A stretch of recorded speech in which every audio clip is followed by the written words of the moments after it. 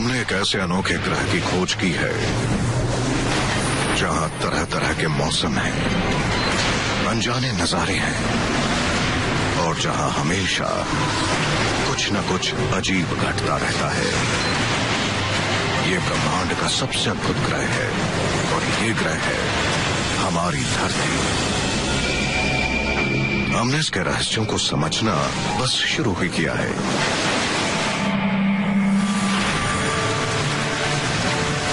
एक ऐसी प्रक्रिया है जो हमारे लिए तो साधारण सी बात है, लेकिन न सिर्फ वो ब्रह्मांड की सबसे अजीब प्रक्रियाओं में से एक है, बल्कि उसके बिना इंसान का अस्तित्व ही नहीं होता। हमारे शरीर में पानी की हर एक बूंद इस धरती पर अरबों सालों से मौजूद है। हमारे शरीर में वही पानी है जो शायद पहले एल्बर्ट आइंस्टाइन या जॉर्ज वॉशिंगटन के शरीर में था। ये प्रक्रिया है बारिश। कुदरत की अनजान लेकिन ताकतवर शक्तियां इसे बनाती हैं। इसमें छिपे हैं कई रहस्य और साथ ही जीवन भी।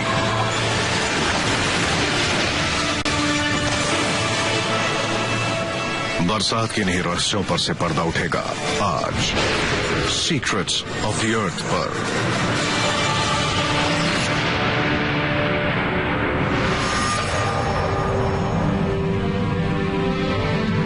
आसमान से हमारी धरती बहुत ही खास नजर आती है। सौर मंडल में हमारी धरती सबसे अद्भुत है क्योंकि इस पर विशाल समंदर है और यहाँ के आसमान से पानी बरसता है। जब आप अंतरिक्ष से पृथ्वी की ओर देखते हैं तो दो चीजें तुरंत नजर आती हैं, सफेद बादल और नीला समंदर। कनाडा का वैंकूवर आइलैंड उत्तरी अमेरिकी महाद्वीप की सबसे गीली जगह है। यहाँ हर साल औसतन 650 सेंटीमीटर बारिश होती है। समंदर, बादल और साथ ही मेरे आसपास मौजूद काई पर लगा पानी, ये सब वाटर साइकिल का हिस्सा है। वही साइकिल जिसकी वजह से इस धरती पर जीवन है। इस साइकिल में सब कुछ शामिल है, मेरे सांस लेने से हवा में आने वाली नमी से लेकर इस काई पर लगा पानी और ऐसी नदियों तक जो फिर बहकर समंदर से जुड़ती हैं। और ये भी दुनिया के सबसे सूखे रेगिस्तान जैसे डेथ वैली को भी बरसात के पानी ने आकार दिया है। डेथ वैली हालांकि बहुत सूखी जगह है, लेकिन हर जगह आपको पानी से बने आकार नजर आएंगे। पानी की वजह से ही पहाड़ों के ये खूबसूरत आकार बने हैं। मेरे पीछे यहाँ पहले तेज बारिश के चलते एक छोटी सी नदी बहा करती थी, जिसने इन पहाड़ों पर ये आकार बनाए, जिसने अपनी राह में आने वाली चीजों को हटा दिया और तलछट को नीचे ले आई।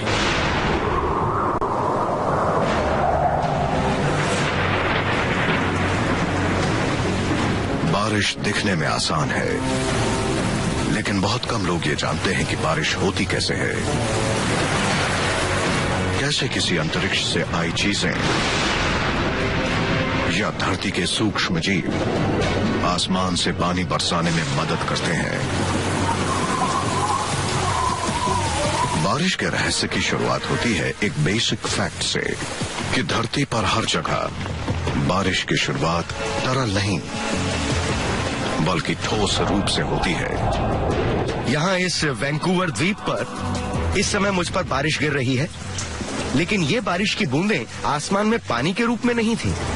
बादलों में इनकी शुरुआत स्नो के रूप में हुई, जो बर्फ, हवा और पानी की छोटी बूंदों का मिश्रण होता है। धरती पर ज्यादातर बारिश की शुरुआत स्नो से ही होती है। धरती के वातावरण के ऊपरी हिस्सों में तापमान 0 से भी काफी कम होता है, और जैसे कि हर बच्चे को स्कूल में सिखाया जाता है, पानी 0 के तापमान पर बर्फ बनता है। हालांकि आसमान में ऐसा नहीं होता। पानी बर्फ में बदलना चाहता है क्योंकि तापमान 0 से कम है, लेकिन बदल नहीं सकता। उसे एक इम्प्योरिटी यानी मिट्टी के कण की जरूरत होती है, जिसके आसपास वे बर्फ के क्रिस्टल्स बना सकें, और तभी ही पानी ठोस आकार ले पाता है। और धरती के वातावरण में ऐसे कई छोटे कण हैं जो ये काम करते हैं। हमारे वातावरण में जो कण पाए जाते हैं वो अलग अलग जगहों से आते हैं, जैसे कि समंदर से, जंगल में लगी आग और उससे निकलने वाले धुएं से। यहाँ डेथ वैली में भी रेत का तूफान जमीन से रेत को उठाकर आसमान में बादलों के बीच ले जाता है।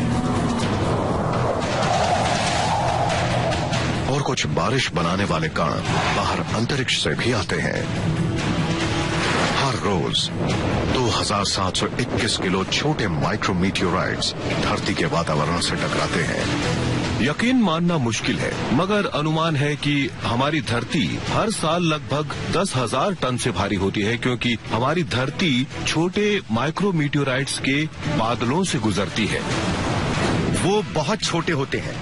माइक्रोमीटियोराइट इंसान के बाल की चौड़ाई से भी कम होते हैं, इसलिए जब वो धरती पर गिरते हैं तो उन्हें बहुत कम फ्रिक्शन का सामना करना पड़ता है और वातावरण में आने पर वो जलते नहीं हैं, जैसा कि बड़े मीटियोराइट के साथ होता है।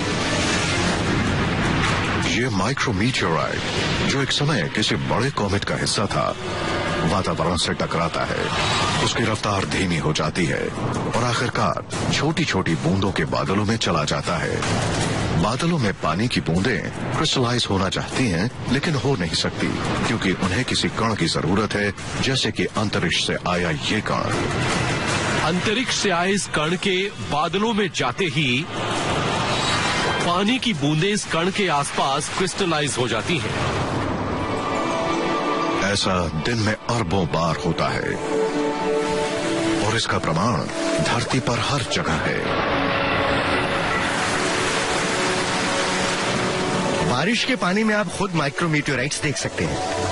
ऐसा करने के लिए सबसे पहले बारिश के पानी को इकट्ठा कर लें और फिर एक चुंबक ले लें। उसके बाद इस चुंबक को पानी में 2 मिनट के लिए घुमाएं ताकि सभी कण इससे चिपक जाएं।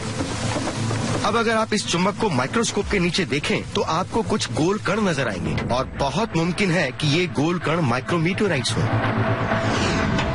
जब पानी की बूंद माइक्रोमीटियोराइट के ऊपर क्रिस्टल बनाती है तो ये क्रिस्टल अब खुद एक कण की तरह दूसरे बूंदों का आधार बन जाता है और बूंदें इससे जुड़कर जमने लगती हैं। एक बर्फ का क्रिस्टल दूसरी बूंदों के लिए अच्छा आधार होता है, तो मतलब जैसे ही बर्फ बनना शुरू होती है वैसे ही एक के ऊपर एक क्रिस्टल्स बनते जाते हैं। छोटे छोटे क्रिस्टल्स के जुड़ने से स्नोफ्लेक बनता है और जब वजन बढ़ जाता है तो वो नीचे गिरने लगता है, लेकिन तब भी उसकी यात्रा पूरी नहीं होती। वो धरती के जितना करीब आते हैं उतना तापमान बढ़ता जाता है और जब वो गर्म हवा से गुजरते हैं तो गर्म हवा बर्फ के क्रिस्टल्स को ऊर्जा देती है। ऊर्जा मिलने पर बर्फ पिघलने लगती है और बारिश का रूप लेती है और आखिरकार पानी की बूंदें जमीन पर गिरती हैं। यानी बरसात के दौरान अगर आप किसी बारिश की बूंद को पकड़ते हो तो संभावना है कि आपने एक छोटे माइक्रोमीटियोराइट को पकड़ा होगा। लेकिन इन बूंदों को थोड़ा और करीब से देखिए, हो सकता है इसमें कुछ और हो। धूल के कण या माइक्रोमीटियोराइट की बजाय बारिश की ये बूंदें किसी जिंदा सूक्ष्म जीव के आधार पर भी बन सकती है, लेकिन सूक्ष्म जीवों के आधार पर बारिश के गिरने से कई और अनोखी घटनाएं धरती पर होती हैं। सालों तक वैज्ञानिकों का मानना था कि धरती पर सभी बारिश पानी के किसी ठोस कण पर सॉलिडिफाई होने से बनती थी, लेकिन अब ये पता चला है कि कुछ बारिश आसमान में फंसे जिंदा सूक्ष्म जीव की वजह से बनती है, जो फिर से जमीन पर लौटने के इंतजार में होते हैं। हम ये लंबे समय से जानते हैं कि सूक्ष्म जीव अपनी जगह बदलने के लिए वातावरण का इस्तेमाल करते हैं। बादलों के 1 क्यूबिक मीटर में 1 लाख तक सूक्ष्म जीव हो सकते हैं। धरती पर हर रोज गर्म हवा वातावरण में उठती है और अपने साथ 20 लाख टन बैक्टीरिया को ले जाती है। उन्हीं बैक्टीरिया में से एक प्रजाति है स्यूडोमोनास सिरिंगे, जो पेड़ों और फसलों पर पलते हैं, जिनमें वो फसलें भी शामिल हैं जिन्हें हम इंसान उगाते हैं। पेड़ की एक पत्ती के 1 क्यूबिक सेंटीमीटर पर अलग अलग प्रकार के 1 लाख से भी ज्यादा सूक्ष्म जीव हो सकते हैं। किसान सीडोमोनास सिरिंगे से नफरत करते हैं क्योंकि उनमें एक अद्भुत क्षमता होती है। वो फसलों पर मौजूद पानी को बर्फ बना देते हैं, वो भी उस तापमान पर जिस तापमान पर पानी आमतौर पर बर्फ में नहीं बदलता। लेकिन सीडोमोनास सिरिंगे ये करता कैसे है?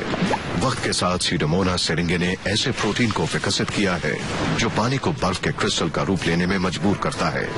उसके बाद जब ठंडा पानी इन क्रिस्टल पर गिरता है तो आसानी से बर्फ बन जाता है। यहाँ दक्षिणी लुइजियाना में आमतौर पर बर्फबारी नहीं होती है, लेकिन जब होती है तो पूरी की पूरी फसल बर्बाद हो जाती है। अब जैसे कि ये गन्ने का खेत 1 घंटे के अंदर पूरी तरह बर्बाद हो सकता है। सूडोमोनास सिरिंगे और बाकी बर्फ बनाने की क्षमता रखने वाले बैक्टीरिया जो फसलों के ऊपर उगते हैं, बर्फबारी के दौरान इन फसलों को सबसे ज्यादा नुकसान पहुंचाते हैं। हम यहाँ प्रयोगशाला में आपको दिखाएंगे कि किस तरह सूडोमोनास सिरिंगे काम करता है। यहाँ तरल पानी है जिसे हमने -6 डिग्री तक ठंडा किया है। गौर करिए, पानी अभी तक बर्फ नहीं बना है। अब मैं इसमें सूडोमोनास सिरिंगे के कल्चर को डाल रहा हूँ।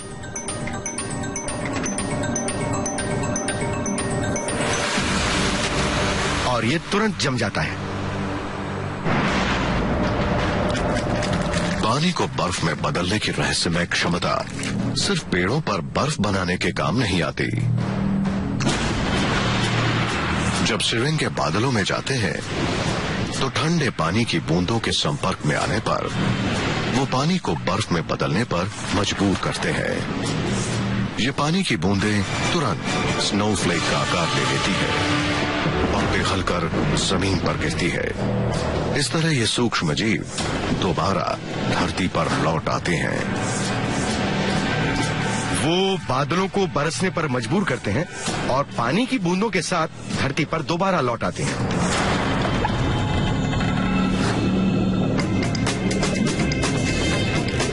लेकिन शायद सिरिंगे का ये रहस्य इतना अजीब नहीं है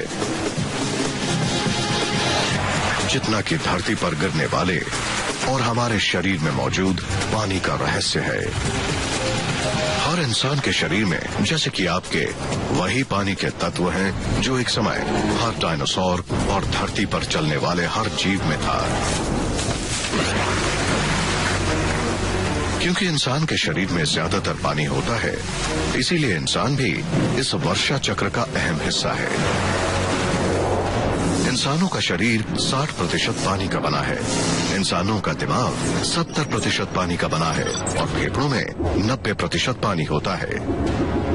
और यही पानी लगातार रिसाइकिल हो रहा है तब से जब से पहली बार धरती पर बरसात हुई, जिसके बाद डायनासोर का दौर आया और फिर मानव जाति का निर्माण हुआ। इस पूरे इतिहास के दौरान पानी वही था जो आज है। जो भी पानी इस समय हमारे शरीर में है वो इस धरती पर अरबों सालों से है और शायद किसी के शरीर में वही पानी है जो पहले एल्बर्ट आइंस्टाइन या फिर जॉर्ज वॉशिंगटन के शरीर में था।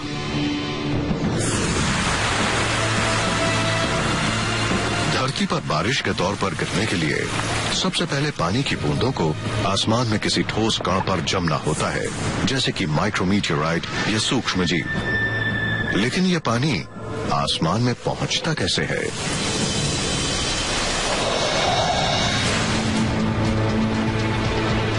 सूरज की किरणें हमारी धरती को गर्म करती है। घर, लॉन, रास्ते और बिल्डिंग की सतह से पानी धीरे धीरे गर्म होता है और भाप बनकर आसमान में ऊपर उठता है। धरती पर पानी के कण सूरज की गर्मी को सोखते हैं। इस ऊर्जा के मिलने से पानी के कण एक दूसरे से दूर जाने लगते हैं और लिक्विड पानी भाप में बदलता है। कुछ ही सेकंड में पानी के कण धरती से उठकर आसमान की ओर बढ़ने लगते हैं। जब पानी के कण गर्म होते हैं तो वो अस्थिर होकर हल्के हो जाते हैं। तब वो गैस वाले गुब्बारे की तरह वातावरण में ऊपर उठते हैं और अपने साथ नमी ले जाते हैं। पूरी धरती से 726 क्वाड्रिलियन लीटर पानी हर साल समंदर और धरती से भाप बनकर ऊपर उठता है।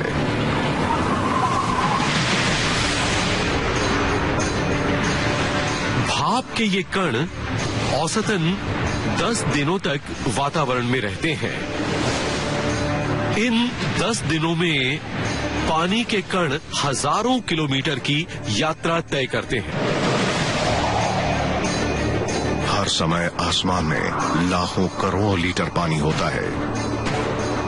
अगर ये पानी एक साथ हमारी धरती पर गिरे तो समंदर और जमीन को 1 इंच पानी से ढक सकता है।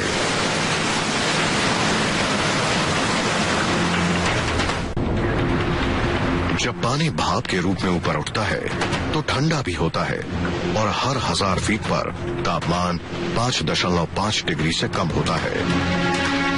ठंडा होने के साथ साथ भाप घनी होती है, पानी के कण धीमे हो जाते हैं और फिर एक पल आता है जब पानी के कण एक दूसरे से टकराकर फिर जुड़ने लगते हैं और दोबारा तरल आकार ले लेते हैं। अगर पर्याप्त कण जुड़ जाएं, तो फिर वो बड़े होकर नजर आने लगते हैं, जिन्हें हम फिर जमीन से देख पाते हैं। इसे बादल का बनना कहते हैं। हम पानी की बूंदों को जुड़ते देख सकते हैं।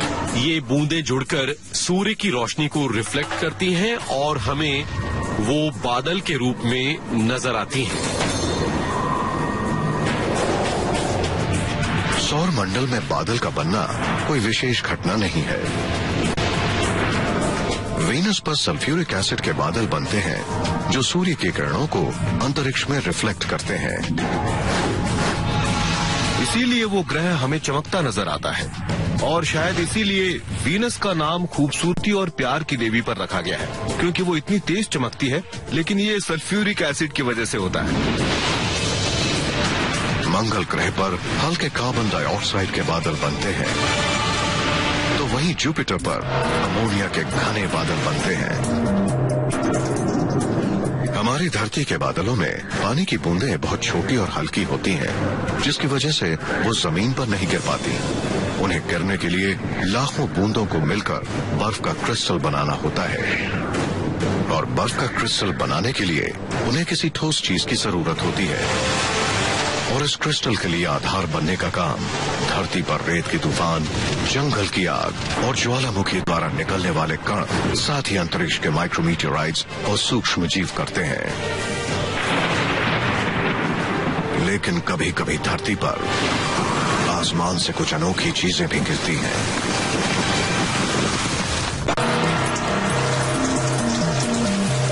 धरती पर पानी की बारिश इस सौर मंडल की सबसे अनूठी घटना है।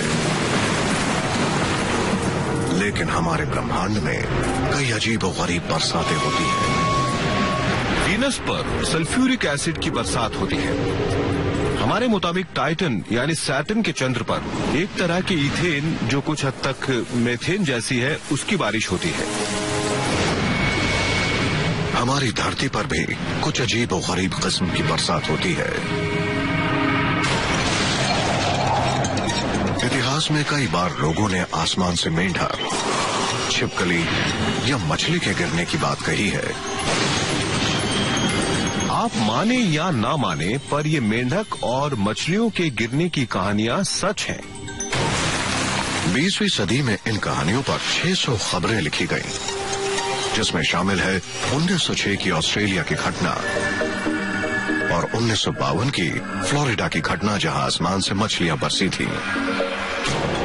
1969 में इंग्लैंड के बकिंगहैमशायर में आसमान से मेंढक गिरे थे और 2003 में कनेक्टिकट में छोटे मेंढक के अंडों की बर्लिन शहर पर बरसने की रिपोर्ट आई थी। इस रहस्यमय बरसात के पीछे कुदरत की एक साधारण प्रक्रिया है जिसे वाटर स्पाउट कहते हैं। पानी के ऊपर टॉर्नेडो, जिसे वाटर स्पाउट कहते हैं, 321 किलोमीटर प्रति घंटे की रफ्तार से घूमते हैं। इस रफ्तार पर सतह के करीब मौजूद सभी चीजें इस बवंडर में चली जाती हैं। इस बवंडर में कई समुद्री जीव खींच लिए जाते हैं, जो फिर बरसात के साथ इंसानों पर गिरते हैं। बवंडर के बंद होने के बावजूद भी हवाएं इतनी तेज होती हैं कि समुद्र के जीव 160 किलोमीटर तक आगे बढ़ जाते हैं। आखिरकार हवाएं शांत होती हैं और धरती की सबसे अनूठी बारिश जमीन पर गिरती है।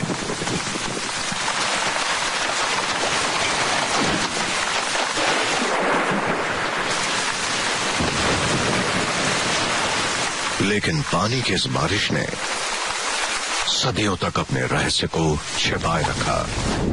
अब जाकर हम इंसान समझ पाए कि आसमान से बरसने वाला पानी किस तरह ठोस, तरल और भाप बनता है।